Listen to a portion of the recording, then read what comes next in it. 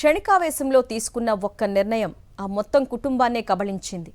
ఓ విశ్రాంత ఉపాధ్యాయుడు తీసుకున్న అంతిమ నిర్ణయం ఆ ఊరిలో అందర్నీ కలిచివేస్తోంది.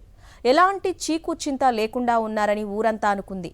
కానీ వాళ్ల మనసుల్లో మాత్రం ఆందోళన గూడు కట్టుకుంది.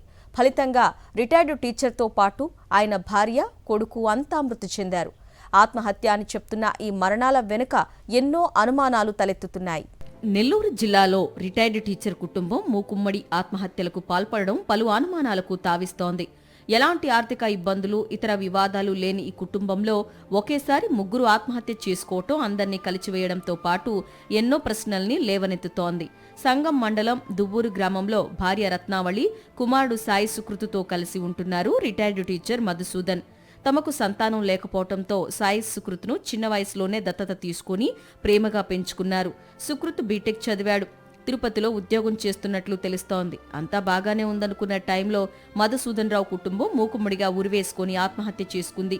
మృతదేహాలను పరిశీలించగా ఆత్మహత్యకు పాల్పడినట్లు స్పష్టంగా కనిపిస్తున్నప్పటికీ ముగ్గురి చేతులు, కాళ్లు కట్టివేసినట్లు గుర్తించారు. లోపల నుంచి తలుపులు వేసే ఉన్నాయి. దీంతో అనుమానిత మృతిగా కేసు నమోదు చేశారు పోలీసులు. మరోవైపు మధుసూదన్ రావు తన మరణ వాంగ్మూలం రాసి బీరువాలో పెట్టారు. తన ఆస్తుల్ని బంధువుల్లో ఎవరెవరికి ఎలా ఇవ్వాలో అందులో వివరంగా రాశారు. కొంత ఆస్తిని రెడ్ క్రాస్ సొసైటీకి కూడా ఆయన విరాళంగా ఇచ్చారు. మధుసూదన్ రావు కుమారుడు సాయి సుకృత్ మానసిక సమస్యతో బాధపడుతున్నట్లు తెలుస్తోంది. దీంతో అతడు ఉద్యోగంలో కూడా రాణించలేకపోతున్నాడట. తమ తదనంతరం సాయి సుకృత్ ఈ సమాజంలో బతకలేడని భావించి కుటుంబం మొత్తం ఇలా ఆత్మహత్యలకు పాల్పడి ఉంటారని భావిస్తున్నారు.